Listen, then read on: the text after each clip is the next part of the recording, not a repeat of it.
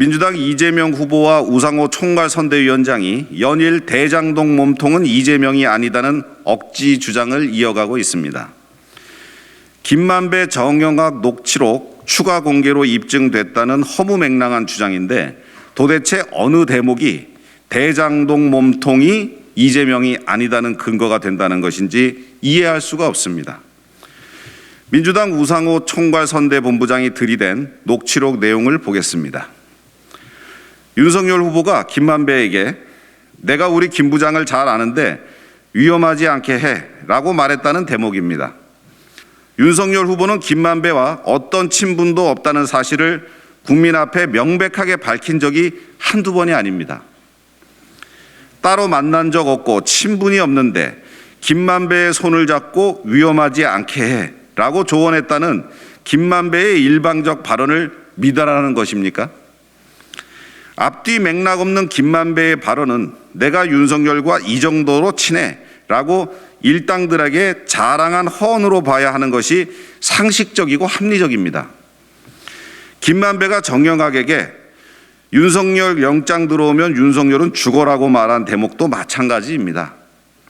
김만배 녹취록 어디에도 윤석열 후보에게 어떤 혐의로 구속영장이 청구되며 어떤 이유로 죽는다는 건지 아무런 앞뒤 설명이나 근거가 없습니다. 법조계의 인맥을 과시한 일당들이 작당하면서 떠든 허언임이 분명한데 민주당은 윤석열이 김만배의 흑기사였다라고 주장하고 있습니다. 개연성은커녕 연결고리조차 없는 엉터리 3단 논법이자 정치 공세입니다.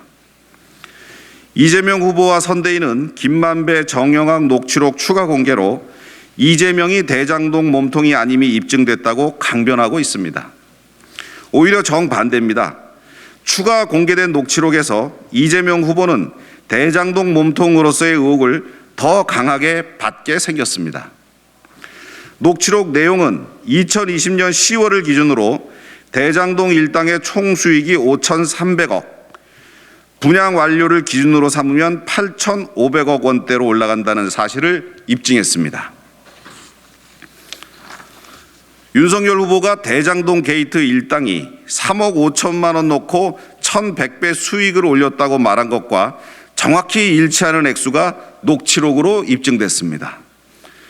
핵심은 1,200억 원의 배당금을 받기로 한 청화동인 1호 김만배의 발언 내용입니다. 김만배는 유동규에게 천화동인 1호는 남들은 다 내 것이라 하는데 네 걸로 안다라고 말했습니다. 녹취록상 그 말을 들은 유동규는 부인하지 않습니다. 1,200억 원이 김만배 것이 아니란 뜻으로 해석되는 대목입니다. 유동규가 약속받은 배당금은 700억 원입니다. 녹취록에 대법관이 등장하지만 역시 50억 원짜리 빌라에 불과합니다. 액수가 안 맞습니다. 결국 1,200억 원을 가져갈 제3의 소유자는 김만배도 유동규도 대법관도 아니었습니다.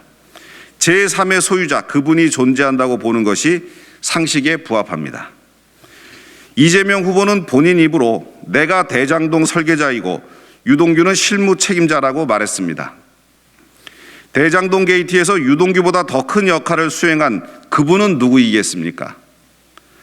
김만배 정영학 녹취록의 전체 맥락은 그분을 정확히 지목하고 있습니다. 녹취록에는 이재명 게이트라는 김만배의 발언이 분명히 녹음되어 있습니다. 이재명 후보와 선대위는 아전인수 해석으로 아무 관련 없는 윤석열 후보를 끌고 들어가는 억지 주장을 중단해야 합니다.